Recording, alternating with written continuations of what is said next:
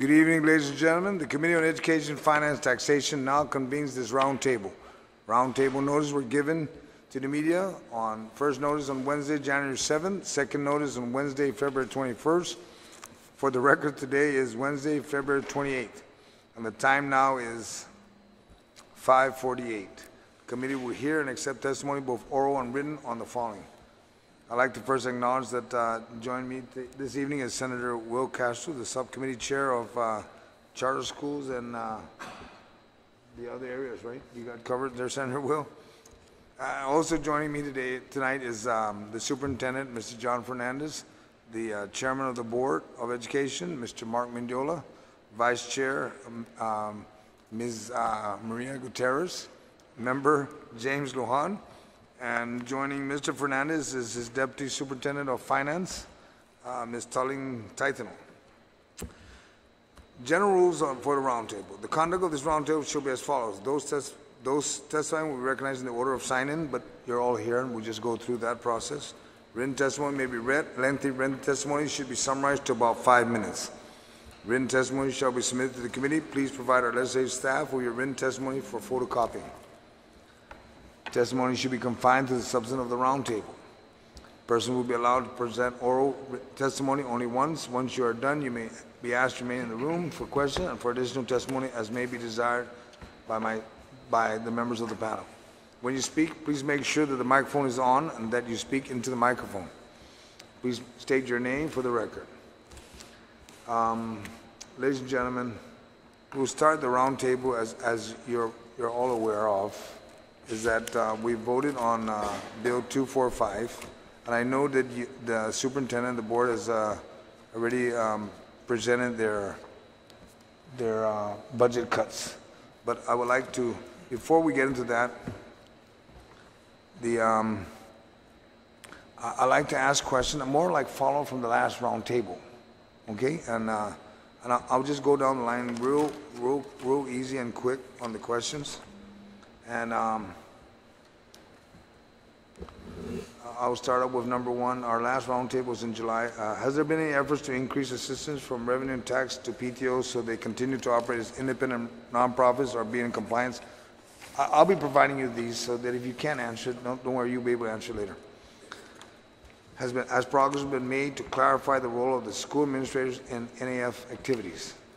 Has determination been made as to what method would be best suited to audit non-appropriate funds accounts and sub-accounts? Has legal or technical role of DOE or GB in these accounts been addressed since our last meeting?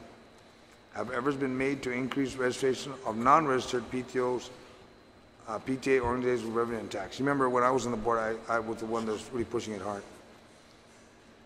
Has progress been made in following Mr. Cooper's advice regarding strengthening DOE policies of auditing cash records?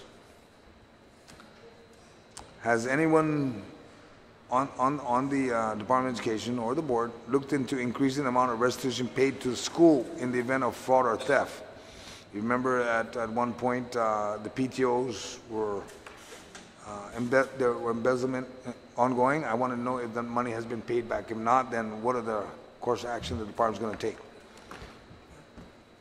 And then at the same time, Senator Castro and I were actually looking into maybe introducing legislative solutions to stiffer the penalties. We wanted to know your input on that. Have efforts been made to make clearing NAF part of the transition process when school administrators retire or change schools? You remember that on many occasions there have been a miscommunication. But we want to make sure that that's been cleared up. Has there been any work on board policy for SAF funds not exhausted by the end of the school year? That's the student activity funds. Or those extra funds being used for students? Could rollover rule be established so that the clubs can continue year after year and keep their funds? You know, when you have some leftover, some of the students don't want to spend it all, okay? Has there been progress with timely reporting when an account has bounced check or insufficient funds? That actually would fall under you, Ms. Taitano. Have we looked at requiring online banking for better accounting practice, perhaps with a waived fee for nonprofits? Because you know, all banking institutions for nonprofit, they waive a lot of their fees, and I don't know what else they'll waive. Okay, and those are just follow-up questions. I'll leave that with you. But I know that the gist of a lot of things we want to discuss tonight is that you were tagged for $19 million to reduce. And I know you presented it to the schools, but I'd like to make it a matter of record of what you're going to do, because you've also mentioned you wanted to find ways where you can be allowed to generate funds. And Senator Castro and I are very willing and able to introduce legislation to help you in that.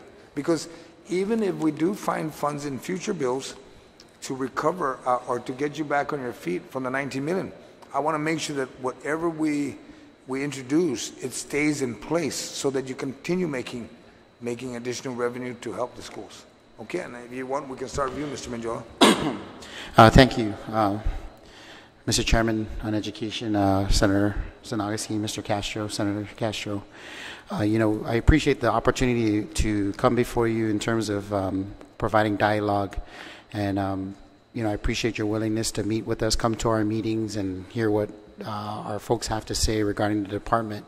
I think that's one of the best ways to kind of craft policy, especially at the level where it affects the folks that are being that need that review and that change in terms of also the issues you brought up regarding non-appropriated funds. I just want to let you know that we have a meeting with the PTO. I called for a meeting with all the PTO officers to meet with me and the superintendent to basically kind of go over some of these issues that have been put before us.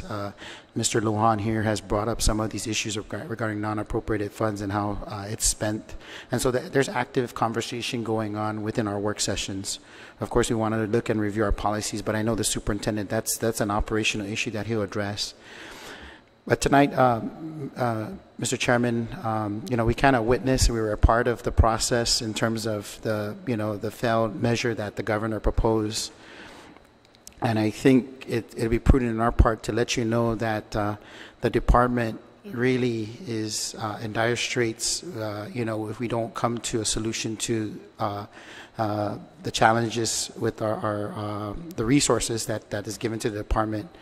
We have been very forthright with the senators in terms of our operational costs. We've asked for, you know, flexibility, which you have provided to us to do that. And I think it's dialogue like this that we continue to improve.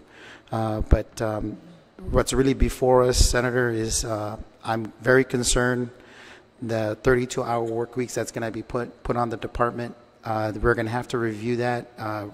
Ms. Gutierrez has called for a work session to basically ask the superintendent and to look at all the legal ramifications regarding you know, the call for 32-hour work weeks. Although we have teachers that's as part of our personnel, we also have other support staff that is going to be tremendously affected. And I know you've attended our meetings at Liheslaturan Elementary School last evening.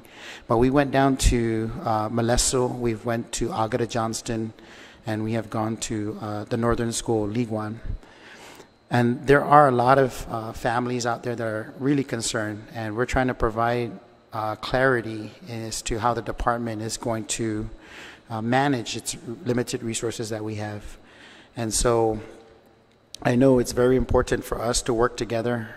However, what we are asking is we need a number. We cannot have a moving target when it comes to the budget. And that number has to be real for us because that's our plan. We have to plan accordingly. And whether, you know, when we got the circular that it was 19 million, we immediately instructed the superintendent to look within the department first to see what we can contribute to reducing some of the costs in the areas of running the department. So just this initial first rounds, I believe it was like $12 million. And so we're still shy of those, shy of coming up to meet that anticipated shortfall. And, you know, the superintendent came back and we scrubbed some ideas in terms of revenue generating ideas. And this is the reason why, and we shared that with you, we shared it with our families. There were some really nice recommendations. Last night a teacher recommended that during the summertime, perhaps we provide an English summer camp program for tourists, educational tourism. And so these are the type of dialogues that we're having out in our community. And my colleagues in here and I, we sat through those processes. We had people contribute to the conversation. Now it's our job basically to work with the superintendent to guide us.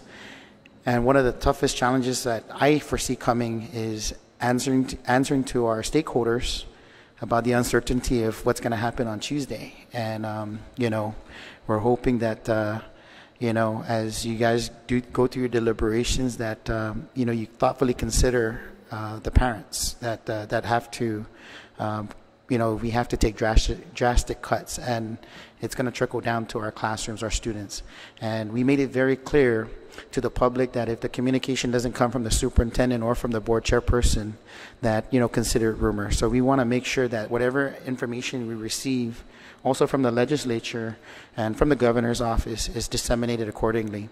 So with that, I know you have some questions regarding our proposal for revenue enhancements, and we'll be more than happy to address those issues.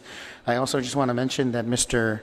Guåhan here is also the chairperson for the Facilities Committee and Health and Safety, and then Ms. Gutierrez here, the vice chair, is also the chairperson for our Personnel Committee. So you pretty much got everybody around the table within the board structure that is addressing the hot topics of the day. And I think moving forward, as we come up with ideas and as you offer solutions to some of the proposals that we've put before you folks, I believe that it will help out. It will tremendously help out. Okay, well, you know, Mr. Chairman, I'd like to first, number one, try to answer the 32-hour and the furlough that the governor issued on an executive order. I'd like to also remind you, and I know that Ms. Titan was probably looking into that with her HR folks. There's an Appendix H in the rules and regulations that governs furlough. Right. There's also a Public Law 2902 that was also given. It was part of the Budget Act that identifies who gets furloughed first. Mm-hmm.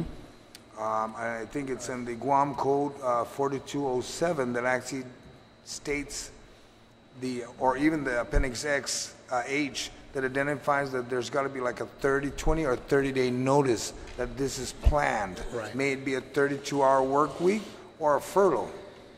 And I think, if I'm correct, I think the former Attorney General and former U.S. Attorney General was on the news or on the radio saying that there was not adequate notice given to the GovCom employees. Mm-hmm. And I'd like to stress that I know the Attorney General, our current Attorney General, is looking into that because she's got to give a legal opinion about that. Okay, right.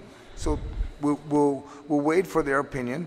But when it comes to the furlough, we need to understand that, number one, that the law that exists, the first to go is going to be your unclassified and your part-time and your LTAs and stuff like that, and that's in the law. So I know for a fact that the Department of Education has some limited term, but we got to take a look at the law and try to see how we can probably draft some legislation to get it through. It may not come in time, but there's got to be some relief for DOE. Yes, because sir. Number one, education is I was on the board. I fought for the board, for the schools. I'm on the legislature. Senator Castro and I will be fighting for the schools because it's about our children. Right. Okay, so you can expect that. And then when you mentioned $12 million, I'm surprised that you were able to find $12 million. It's just sad that you found $12 million, but a bigger group of folks couldn't find that much. And it's really sad because the Organic Act actually stresses education, health, and public safety. Yeah. If we focus on those three areas, your agency or any of the education portion, maybe you, UOG, GC, or charters, should have been the last to get tapped. Unfortunately, you were asked to drop 19. You found 12. You know, I did introduce Bill 248, which deals in sales tax that would actually identify a relief for the government. Right. Now, Bill 249, which is going to be heard in a special session today, may find some relief. Right. I don't know how much the numbers are going to be on that one. And that's why, Senator, with all due respect, that's the reason why we supported the Bill 245, was because it specifically gave 0.25% to the Department of Education. But did you know that was short term? That was only for 2 years and no more.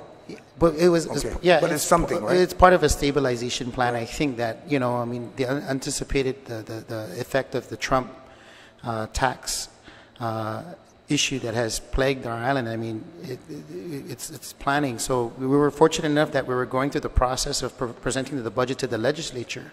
And so we're already going into those tough discussions about cutting the budget. And you mentioned earlier that you sat on the board, and you know that the legislature, they've been asked for appropriations, and usually they only give 80% of what's being asked. But how I learned it was that the spending priorities within the department is based on the lump sum appropriation that's given to us. Correct. And we work within those parameters, and that's what we're asking for. If you're going to do that, give us the flexibility so that we can make those strategic cuts so that we minimize the impact where we know it's going to hurt the most, and that's the classrooms. And no one wants to, believe me, and I'm pretty sure you probably agree with me, no one wants to go to the, I guess it's furlough or 32-hour work weeks. So the issue of furlough, I know there's some legal issues that we have to address on that area, but the 32-hour work weeks, this has happened in the past. So, I mean, I believe there's legal opinions that have been proffered out by previous attorney generals, but the times have changed, and perhaps, I don't know, there may be a different interpretation. But be that as it may, we're not really going to get into the left or right. But all we're saying is the Department of Education, if we don't do something soon enough, it's going to cost our board to really look at going into areas that we definitely do not want to go, and I'm pretty sure you understand. So when you say we found $12 million, we didn't find $12 million. What we did was we have forgone some things that was actually mandated to us, like early pre-K program. We suspended that. So it's really just prioritizing that, and you understand that. You know yes. that the spending priorities. So, I mean, textbooks, we were hauled down to the legislature to testify, and, you know, they line itemized the textbooks, and we started doing the textbooks. On these austere measures, we have to start to really look at certain things that we have. And unfortunately, of course, our personnel cost is the big bulk of our, because of the 14 points. It says we have to have certified teachers in every class. So everybody that is in there has the credentials, they meet a certain criteria, and then so forth. And education, of course, is not cheap. Right. And so we've had issues that we've raised to the legislature, and we've been working with you on the charter school issue. And, you know, it's publicly funded. And you know that there are certain things that we basically need to address to strengthen or to give the opportunity for the department to manage those resources if need be. Yes. So I'm just glad that we have a working relationship with you. And, yes. and I think that whatever bill that comes before you, I know you said you support education. I implore you and your colleague to really, if you need clarity on our part, let us know, and we'll definitely come and do it. But as we go out to our community and we're giving the messaging in terms of we're being very transparent, we're providing accurate information, and we're trying to not create panic out there. But it's very tough now that this thing has been put on the table. We just don't want payless paydays. You know, and if it comes to that, sir, there's going to be a tremendous amount of folks that's going to be asking a lot of questions, and our board is ready to respond to those questions.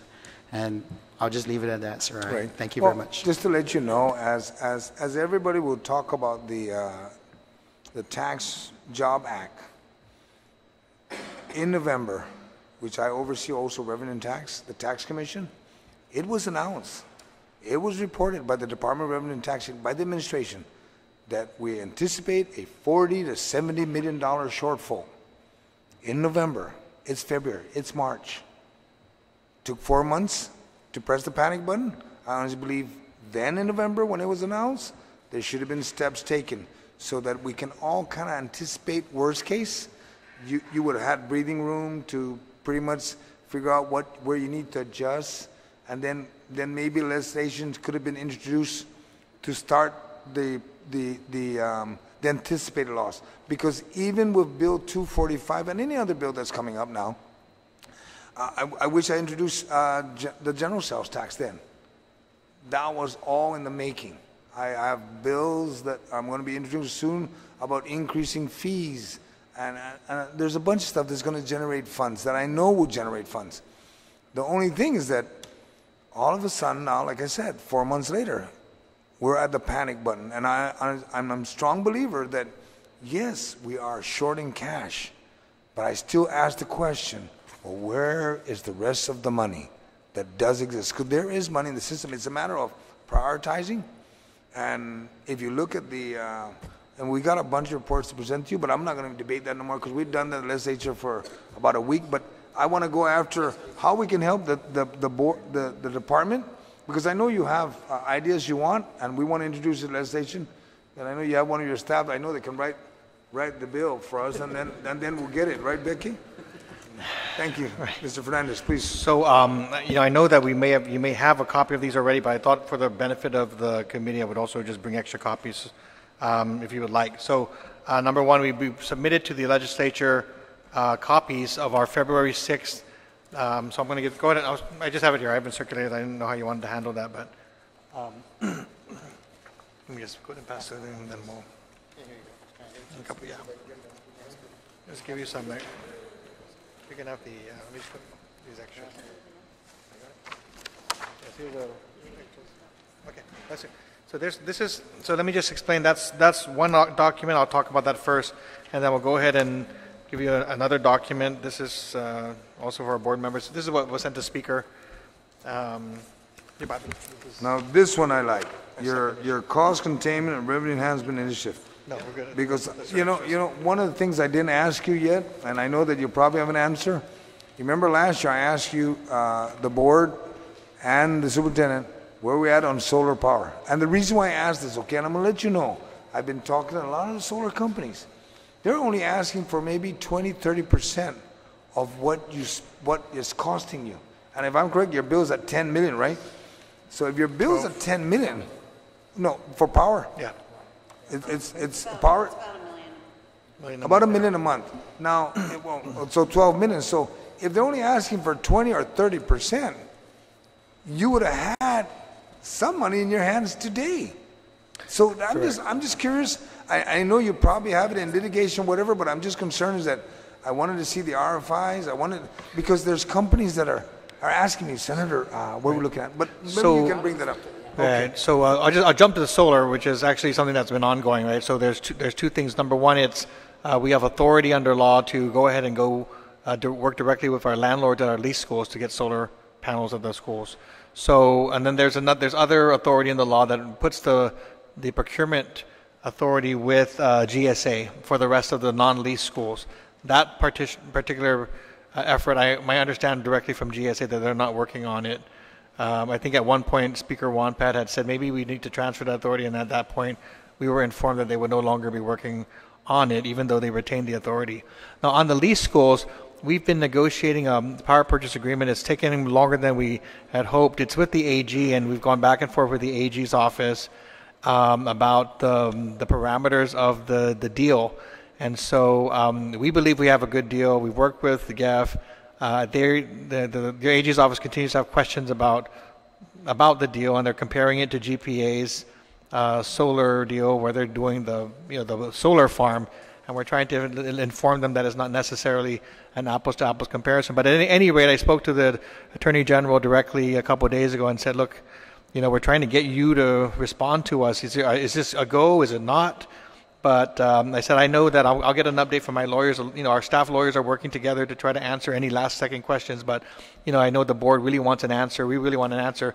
Is this good to go now? Because we've gone and renegotiated that agreement several times already to try to get it done. But that's just, what we're trying to say is that lease schools, which is, would be Okudu, Adai, Guåhan, and the Stumbo Middle, those are just to be a pilot. It's only 4 of the 41 schools, so it's not like we're getting off the grid. It's still, we're going to just see how it works, see if we're able to save money, and then if it does, then we would want to be able to expand it. So that's where we are right now. We're just kind of stuck in the legalities and the details of the negotiated deal with the landlords, with GEF. Well, Mr. Fernandez, my recommendation is that maybe we need to take a look at the law that governs how you do procurement and get you off to like the way Senator Ogden's bill is on Simon Sanchez, get you off GSA, because if it's causing you a delay or they're not doing it, then you need to get off them. But the next one is, I'm actually hoping that you can load the solar in every school. And you remember, we have the net metering program exists, the law. There is nothing stopping you that when you do your revenue enhancement initiative, There's nothing stopping the department, if you have enough solar in all the schools, that you To start generate. selling that power to GPA, because GPA may be moving on something, but it's still costing you $12 million a year. Right, If it can cost you only 7, my God, Right. or 5, you got 7 in your pocket. So right before this meeting, I did have a chance to talk to Francis Santos on the CCU, and they last night they approved initiative that's kind of, I think, would be funded through their bond savings to help us implement at least one part of this energy equation, which is demand side management. How do we address the efficiency of our schools as they operate right now? I want to get them engaged as well. I mean, because we've been talking about solar for a while, and so any net metering, getting them. If GPA wants to help us, get the solar going in the schools, we would appreciate that as well. But right now, it's frustrating that we haven't been able to close even the pilot deal. So any support and help would be appreciated. But getting back to the memo, I just want to make sure we were clear. The February 6th memo is basically, if you were at our meeting, we presented this in bullet form, which is what have we done to try to make that initial round of savings by foregoing spending that hadn't taken place. So everything ranging from the delay of pre-kindergarten, the pre-K expansion, to the central office hiring freeze being extended, to the freeze on the assistant principal positions. We talked about you trying to achieve 10% utility cost reductions, freezing locally funded requisitions. That's been that we've just went over that to try to make sure we could survive without some of the procurement that was underway.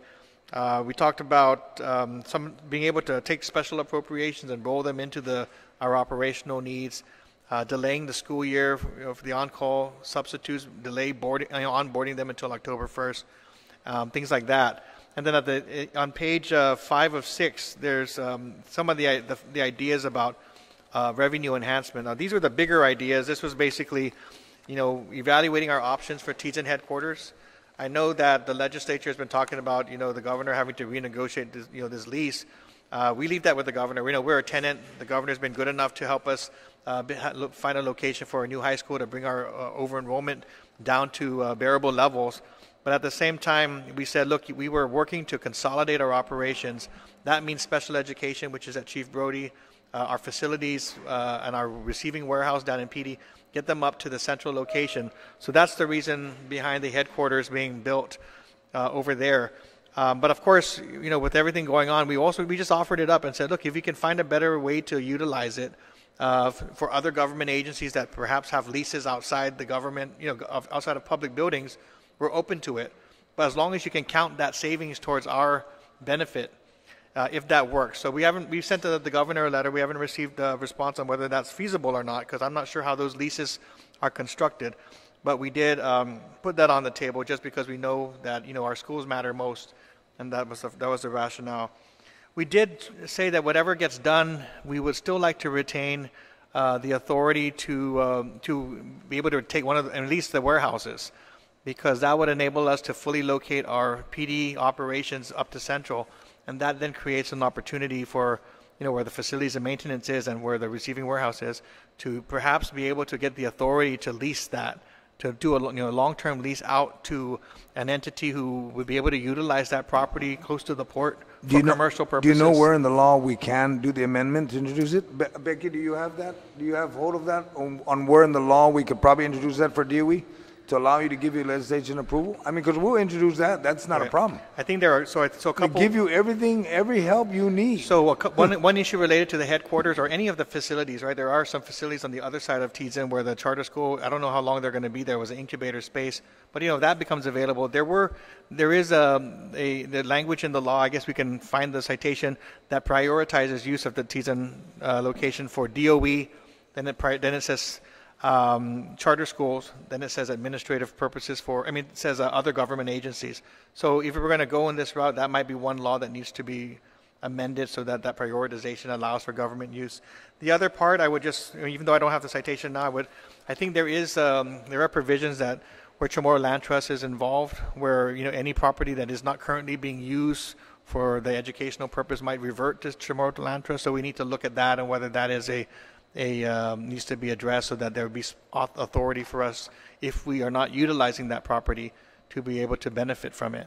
So that is something that we would look more closely into. Are you referring to property that was given to DOE, but if you don't use it after so many years, it's got to be returned Right. I think back? there's just looking at what happens when government use is no longer needed. What happens to that property? So I was informed that through some conversation with land management, which you probably need to go back and just put in writing, that might revert to Chamorro Land Trust if not used, unless we get specific legislative authority to be able to utilize it. So that's one thing we need to research. Okay, good, because most of the whenever there's a introduction and bill to give you property from Chamorro Land Trust, they normally put a clause if you don't use it in 5 years, 10 years, 20 years. But if you identify that there is property that was reserved for DOE, maybe you may want to remember it's part of your revenue enhancement. Maybe you can turn it to offer to the charter school that they will rent space from you. Yeah. They're renting your property. I mean, So it's all about education. Right. And that's what I would say, because I was going to go into charter school, but I don't know if you want to go into it real quick, but I'm just curious that the Guam legislature gives them $6,500 a student. What is your per student ratio? Because when I look at the budget, you're only rated at about $5,300 a student. Something just doesn't sound right, and I'd like to know if you can give me in writing that it should be maybe $6,000 per student, and that maybe I'll reach out, have the subcommittee chair reach out to the charter school, and then we'll have a discussion with them and ask them that maybe the $6,500 is not the appropriate amount, even though that was the rate, and we adjust that down. Right. Now that we because it'll be only proper and $19 million shortfall. Yes. I mean, you it need has more. to be a proportionate, and I think that's the key. We've come before the legislature, and we basically said that that needs to basically be looked at. And I know that in terms of the department, that's pretty much. In terms of validation and seeing their requests from the charter schools, but we don't really have any full authority. And the reason why I'm mentioning that is because I believe that the charter schools may also be receiving students from the private schools. And that may not be factored into the 6,500. I mean, these were not even counted in our student rolls. So how do that's the dilemma that we're faced with, if they have 300 students that are coming from the private schools, that you're taking from the pot from the Department of Education to help fund that. And so I understand completely. So we need to really look at those numbers in terms of what those numbers are. But now that we're cutting at 19 mil, I mean, what is the authority for us to really say to the charter schools that you're not going to receive your allotments, because we're not going to receive the same allotments that is appropriated to us. Right. And so those are the challenges. Well, based on the amount that I think I saw a reduction of what the charter school has to take a cutoff, I'm just wondering if that's the same rate that you need to reduce, and if it ain't, then it is. There is they're prorated at the same. Their cuts are prorated. So I received when I received the budget information for DOE's budget, because it's reflected in DOE's budget as a reduction for the charter schools. Sent it to the charter school council to make sure that they were able to. Amanda Bloss was able to disseminate that, and then the charter schools both affirmed that they had received it and would be adjusting their budgets and their spending draws to reflect that reduction. And I also want to point out, Senator, that we also, the department, we have our internal audit, and we also lend support to them. By law, we got 10 days to basically validate, So you got basically 30 days in a month. You got 1/3 of that being dedicated to ensuring that we validate certain things. And so that takes also some of the resources. I mean, if you talk about non-appropriated funds, I mean, there's thousands of non-appropriated funds within the department, so our attention sometimes is focused on that, especially when the issue came up about the potential of the school shutting down. We spent a tremendous amount. I even had to attend some of those meetings just so I can bring our board members up to speed as to what was going on with that in that respect. Right. I'm very there's a portion of the law that it raises some concerns to me regarding the charter school, and that is the fact that if the school decides to shut its doors, that then the obligation then will fall back onto the Department of Education, and we're not a party to these negotiations on leases and bank loans and things of that nature. If that's going to be a bigger issue for us coming down the pipeline.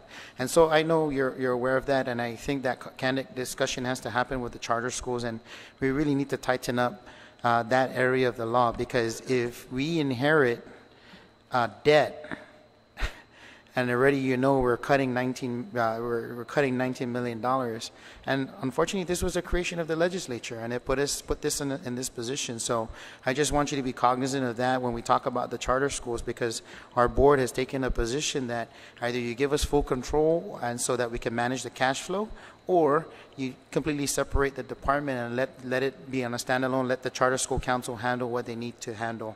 And, there's some real issues regarding that. So I just have to see that for the record. Thank you. Right, I would just add, I mean, I think what we're referring to in the context of the budget is some of the hidden costs that we absorb because of the charter schools, and then, of course, the liability for anything that, I mean, it just seems to reference that in the law. There is some kind of, either you get their assets, but of course we're thinking we're going to also assume the liabilities, and so I think that's worrying. It's a concern given that we operate independently, except for the role that we play by law in validating their expenditures. So we don't sign contracts, we don't approve anything really. Right. We just But it's just a if I'm validation correct, part. Mr. Fernandez, is that in the mainland, I think Ms. Gutierrez, you gave me a copy of that. That in Yes. the mainland, there's a state board which is like the Board of Education, Right. and there's a state superintendent, like Correct. yourself. Maybe we need to take a look at that, and I'll work with the subcommittee chair, Senator Will Castro, and we tweak it and we figure out how we can make it work right. Because if you're going to be responsible for any charter schools drop in the bucket, you need to be in charge in some degree. Okay, we want to make sure that it's fair. Okay, we don't want you to be the one telling them how to do it when they have a council, because it's like you have the Board of Education, then you have the Charter School Council, and then maybe at that same token, it's something to consider. Because remember, in the past, Ms. Gutierrez, you had the schools were set up where they ran independently. All the schools were. I think it was pilot was at JM Guerrero, and then that kind of fell apart a little bit. Right. The side base, that's something you may want to consider, so that it's not just you, Mr. Fernandez, that's actually going into the woodwork, but you can oversee it the way you should be overseeing it. Right. 41 schools is a lot for one person. Okay? Right. So I think gotta work but somehow. I think we just have to figure it out with the charter schools, because Yes. they're very right to challenge my authority for this and that, because conceptually we're supposed to be operating independently, but we take very seriously the requirement under the law to exercise this validation process. So, and I tell my auditors, this is not a throwaway law here. They said you're supposed to review it, validate it. So you need to hope that you do your review the same standards that you do for everything else that you under the DOE. So that's why we're running into issues. Mr. So Chair. let me just reference this. This reflects some of the cost measures, but it also has other ideas for some cost containment and smaller ideas that we might consider that we've raised. So this is the February 13th letter. So you'll see things like the leasing authority, looking at special funds, appropriations, looking at the first generation trust fund, moratorium on charter school, or the GRT for operations.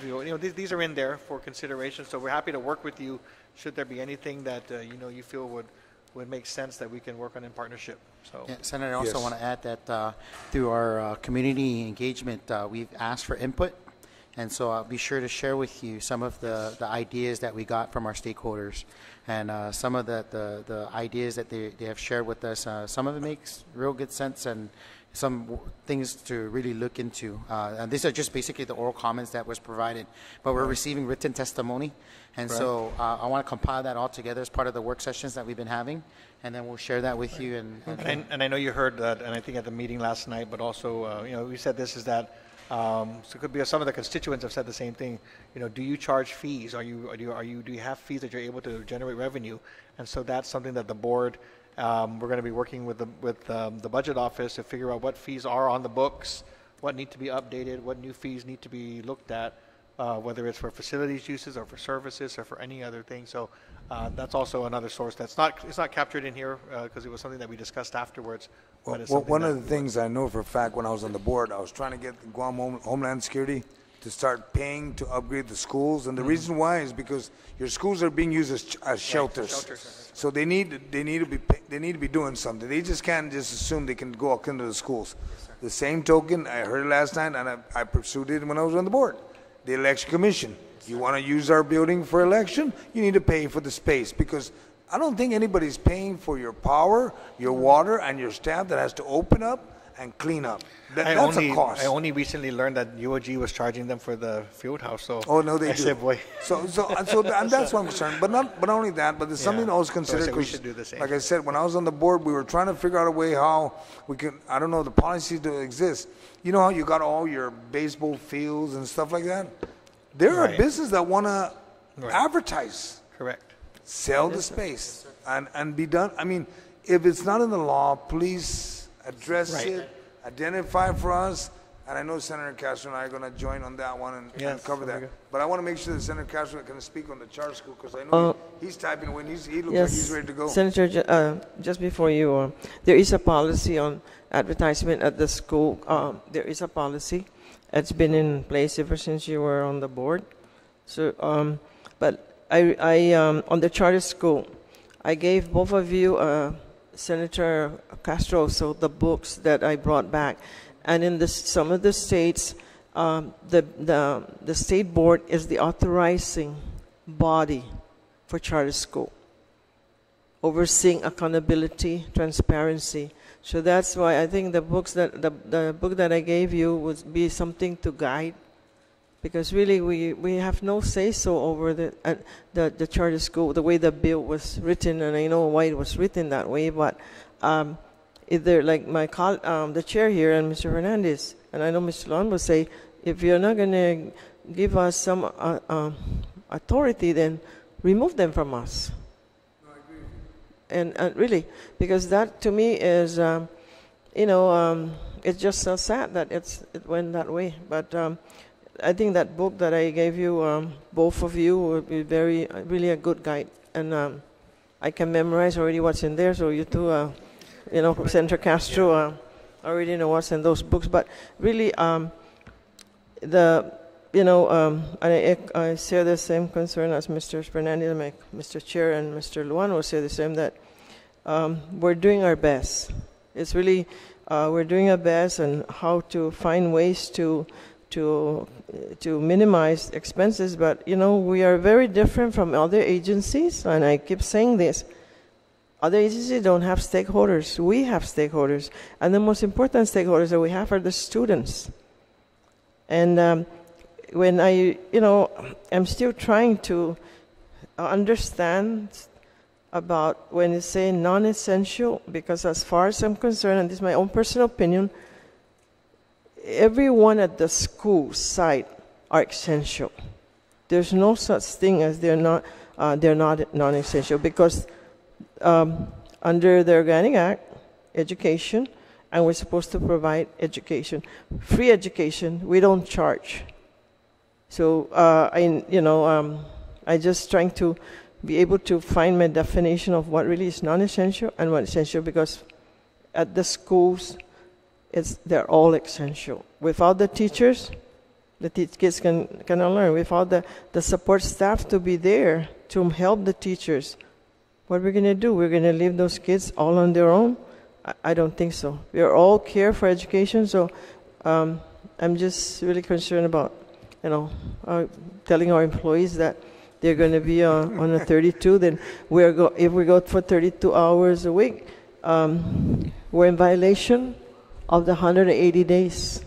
Yes, but I like to make I want to make sure that we are not violating that. You understand, and the people of Guam understand that. For me, and I know for Senator Castro, everybody in DOE is essential, because there's a role everybody plays that makes education a success. And that's how I look at it. It's like any other agency. When they say they provide power, everybody plays a role to provide power. And in DOE, and you're right, you're a different group of folks. You got 31,000 kids. At one time it was 32. Still, you got 41 schools. And out of that 31,000 kids, you got 4,000 employees. The impact of 31,000 kids is times 2 for generally, right? So that's what 50,000 folks that are out there, okay, parents. So I'm very concerned. But Senator Castro, I wanted you to be able to speak about your area or any area in general. Thank you, Mr. Chair. First of all, I just wanted to thank all of you for being here in the evening, especially the citizen volunteers on the board. I do concur with the chairman's statement and the leadership of the department from the board as well as the superintendent in terms of some of the concerns facing some of the ambiguities in public law facing both DOE and the charter schools. To that point, I've stated publicly on more than one occasion, I don't believe either that we should have two public school systems within an already autonomous entity within the government. I've been pushing and advocating for a unified strategic direction. I can't recall exactly what year, maybe the good vice chair, former chair could help me with this, but at one point in time, we all accepted the premise that DOE's board should function, and maybe it was in prior legislation, as the state board to set that strategic direction even for the private schools, even in consultation with tertiary education, college, the local college and the local university, so that in the event our students should persist, it's in alignment with what the priorities of the state, or in this case, the unincorporated territory are as established by the board. And so, I do share the same concerns about governance. So, just find some assurance that we'll be addressing that. Senator, really sure, quickly, please. First off, I want to thank you for voting on the bill to support public education. I think that was very, I appreciate the support on that area. But, the education pipeline, and we had discussions regarding this, all the way from elementary all the way up into the collegiate. If students decide to go into the college area or advanced degree or technical, and I think that's the key is how are we tracking our students, and that's where the data will show, and the superintendent, we're going to be able to provide it, and how well are they going in from one stage of their education to the next. And so what we have control over really is the public school system, and of course the charter schools, they have to go through their accreditation process. So I just want to point that out, that and I'm glad that you're looking at it as a whole pipeline of how our children progress through the education system and the department. And in our board meetings we said even if they're the charter school, they're still public. It's public education. So I appreciate that comment, because I think if we're able to clearly define the role of our board, that'll be very helpful for us. And by law, we've asked our superintendent to sit on that council, and he's spending a tremendous amount of time dealing with issues for 2,000 kids and other boards, nonprofit boards. But really, we want his attention to focus on the 31,000, 4,000 employees of the department. But when you have this ambiguity in law, and you have all these challenges that's facing us regarding the charter schools, we're asking, por favor, ayúdame, we need that help. Thank you. If I could say, I just want to be clear on the charter school issue. And again, we're kind of operating in this with the dual message. Part of us is saying, we want to be separate, complete. So if there's going to be any issues, we just completely separate us, so we don't need to focus on it at all. But if we're going to have any role, then we need to have some type of role, a meaningful role. And so I think we're kind of caught in the middle, where we're saying, well, we have a concern about this. We don't have any authority to do anything about it, but it affects our department, the board. We have to get the budget and try. So there's this interaction there that's really not. It's like half in and half out. So I just want to be clear, because without prejudging the issues with regard to with the charter schools, somebody has to be responsible in a way that we're able to be able to attest to the use of public funds. I think that's the role that we feel that we're playing. At the same time, we have a lot more to. We have a lot of other things that we should be doing. I want to say something about the auditor as well. We spend a lot of time saying NAF, and we talk about charter schools. Well, one of the top areas and issues that we need to address is our high-risk issue. And so I'm trying to say, look, we need to focus on this, because we're about to send, draft a letter and get something over to DOE so they can review it, so we can start to get off of special conditions. At the same time, I understand you're under a deadline for NAF, and you're under a deadline for the charters, and we need the resources focused on our priorities. So that's the other thing I know that's on your mind that we want to raise. Thank you for that. Mr. Chairman, also, maybe just one more point before we break for session. I wanted to publicly commend the department's leadership, the board, the superintendent and his team, his management team, for taking the initiative to be aggressive and to initiate work, not just to contain costs or cut costs, but to enhance revenues. Thank you for being a partner with the administration and the legislature in addressing this financial crisis before the community. I mean, I read your letter. I initial every paragraph to ensure that I've read it thoroughly and completely, and I hope to at least understand most of it. You addressed hiring and utilities under traditional cost-cutting measures, and I appreciate that. Sorry, cost containment, rather. And then you also looked at cost cutting by revisiting existing statute. And one example you gave was the mileage program that could possibly be extended to ROTC students. And people would overlook that and maybe even dismiss it as minuscule, but actually it adds up. And so I appreciate that contribution. But I'm most excited about the department's posture in being entrepreneurial, in thinking out of the box and embracing non-traditional programs that could improve our cash position. Mark Mendiola, the chairman now, and certainly many of you, I'm sure, are no strangers to this when we look at the private sector, particularly our private schools, whether they're primary or secondary or even tertiary in nature. You referenced the possibility of an English language institute. I mean, that's traditionally housed in a university, Mark, we know this. You've seen it with successful schools too, like St. John's as an example. You've seen it in the CNMI. And so the fact that you're even paying some attention to that, really gives me a really secure feeling, Mr. Chairman, that, we definitely have a partner at the table, that this is not an adversarial relationship. Notwithstanding the nature of charter schools, we are actually partners in education. And so I just want to publicly commend everybody for contributing to the discussion and addressing the fiscal crisis and getting in front of it and not reacting to it and pointing the fingers, but being a partner at the table. So thank you so very much for that. If I could just add, definitely want to give credit to the stakeholders because, like I think our chairman said, that some of those ideas are coming up from the stakeholders themselves. So we really wanted to be very proactive in engaging our teachers, our parents, staff, administrators. Say, hey, we're trying to find ideas. The board is our central office folks, budget folks, but you might have ideas, and we are also saying the same thing. Maybe your idea may not get $19 million.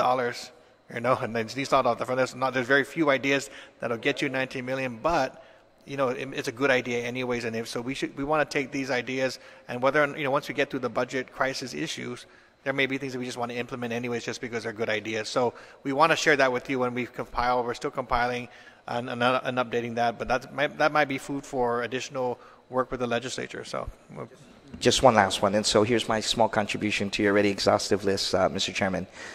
Maybe even looking at competitive FFOs, if it's not too much trouble, looking, beyond the block grants, right, or the formula grants. You have competitive federal funding opportunities that, based on my limited experience as a former agency director, particularly in the environmental area, agencies are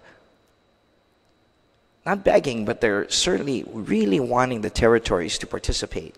And so I'd be happy to work with the administration and get you the resources. And if it's feasible and it works with you and doesn't add an additional burden, that's my small contribution to look at competitive federal funding opportunities. Thank you. Mr. Chair. Yes. Mr. Chair, Mr. Senator Castro, James Lujan. Governance is important and critical to organization. First of all, I think we really need to work on the policies or the laws governing the Board of Education. Of course, this is a territory, and this is a territory of government, which pretty much is a local government, but has the effects of interchanging into a state crossover, with the government, federal government standing alone with that respect. That gives us an opportunity to decide how we can regulate how we do things on Guam. And I think one of the things that we need to move on as far as education is to start aligning our board where it's supposed to be and identify it as what it states in the Constitution of our government, the Organic Act. That is one of the three critical mandates of the Organic Act. So therefore, this is a state of education. And if we're going to identify ourselves, then that has to be that category, but we got to make it official. At the same time, deregulate some of the policies that limit the Board of Education to act and be flexible on how they can maneuver, and be the state board of all education in Guam, as the Organic Act identifies that all students on Guam are public school students. The only thing that separates us is the identification of the budget. We recognize 31,000 students in that respect, but the law includes probably 40,000 students on Guam in other areas like busing and books. So that's the first thing I think we need to do, is identify. An additional thing is that we keep talking about separating taxes, Bill 245, with the separation of taxes of the health care and education, 2.5%.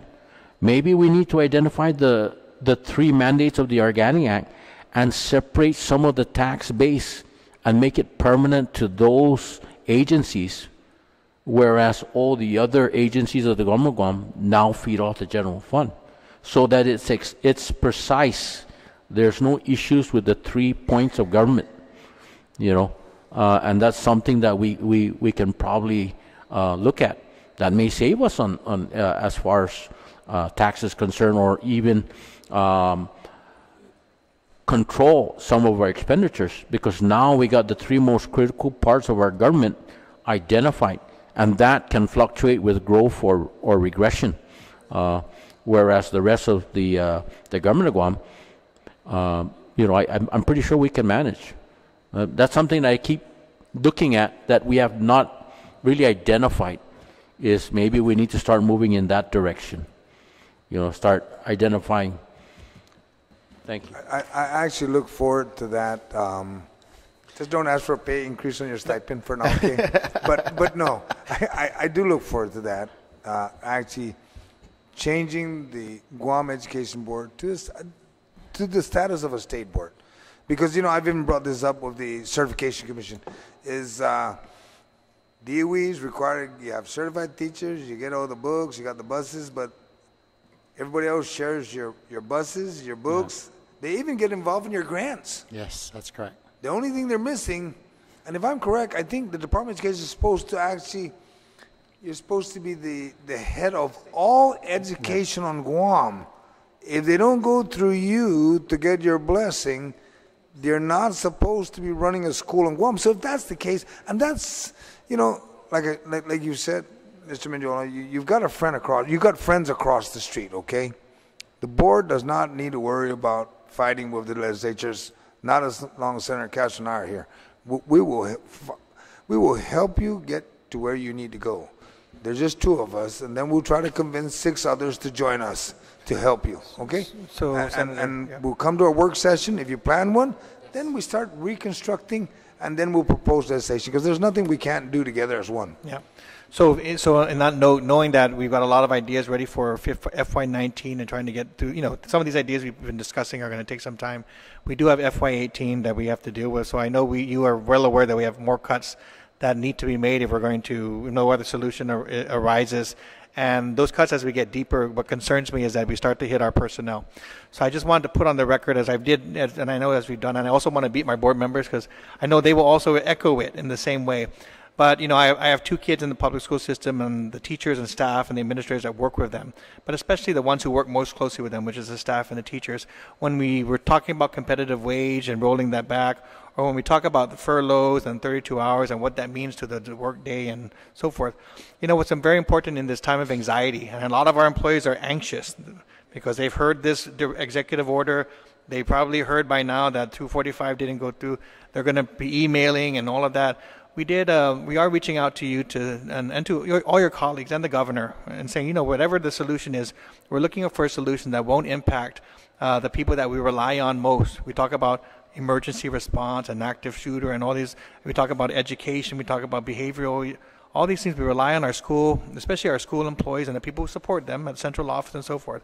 We rely on them to be motivated, to have good morale, to want to come to work every day, because we put our kids there, and we lead them their whole day, and we want them to be, come to work every day ready to support our kids, not having to worry about their family situations, their financial situations at home. So in that light, I just want to ask on behalf of the department for your continued support for our employees and our students and families that we serve. So, and I appreciate the partnership that we have.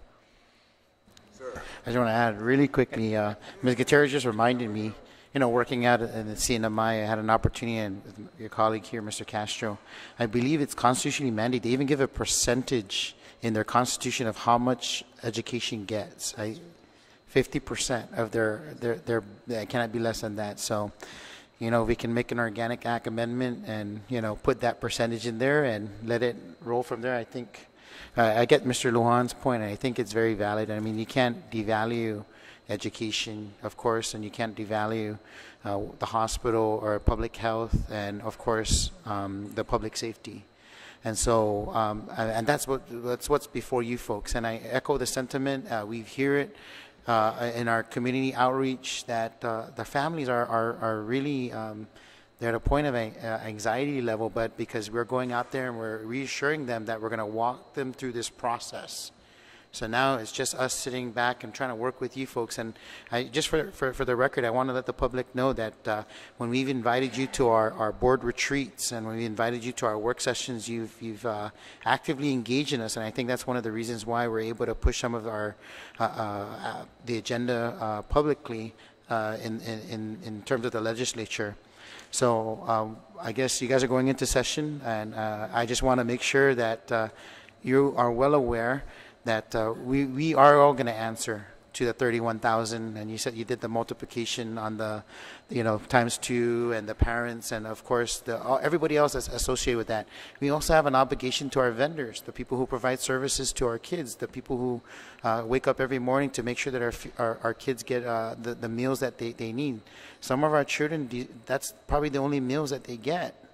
And so, we want to make sure that we manage the department. So please, if any measure that comes before you folks, really consider giving us the flexibility. I think that's the one thing. We understand we have to share in the burden of the financial situation that we're in. But if it's dictated to us, then it's going to kind of tie our hands to like what the law is allowing us to do. But if you give us the flexibility, let me reassure you that the 5 elected board members and, of course, the 4 appointed will give the oversight necessary to ensure that the money that is earmarked, that our fiduciary responsibility in the management of those funds will be carried out. We're mission-centric and, people-centric, as Mr. Lujan says, we're dealing with people that have their lives to live. And so I know you understand that burden, but I just want to put it on the record because you guys have a tough road ahead of you folks. Thank you. Just to let you know, other than Bill 249 that's going to be heard on special session tonight, I did introduce Bill 248 that deals with the sales tax, basically replacing the what 245 had. And when Thursday next week, that's when the hearing is for Bill 248. You'll be given the opportunity to see all the numbers, the lockbox to take care of GMH and to take care of DOE with a growth. Because as sales tax increase, money comes in, so does the amount that goes to DOE in the lockbox. Okay, so you'll be able to see all this, and I'm very confident that the sales tax will work. Yeah. I know that. And there's a lot of money. Give us a lockbox, but also give us the key. Oh, so no, don't worry. When it's lockbox, it's just for the school. So I got you, sir. I appreciate that. Just since you went there, Mr. Chair, I just want to, I'm sure you're aware, Chairman and Superintendent, that both Senator San Agustin and myself and other colleagues are unwavering in our support to provide fixed source, an identifiable source of revenue for GDOE. I'll give you an example. Senator Morrison took it upon himself to introduce an amendment to an almost compromised piece to add 0.5%, I think it was. And so, he also is advocating for the department. I think it was, if I'm not mistaken, it was Senator Espaldon who also introduced a lockbox amendment. But nonetheless, my point would be, while the BPT was not successful in passing whatever the source is, we're always going to be firmly advocating or at least quietly supporting, but definitely making it extremely visible, our affirmation of your requests for a fixed and identifiable funding source. So just know that much, and I just want to echo the sentiments of the chairman.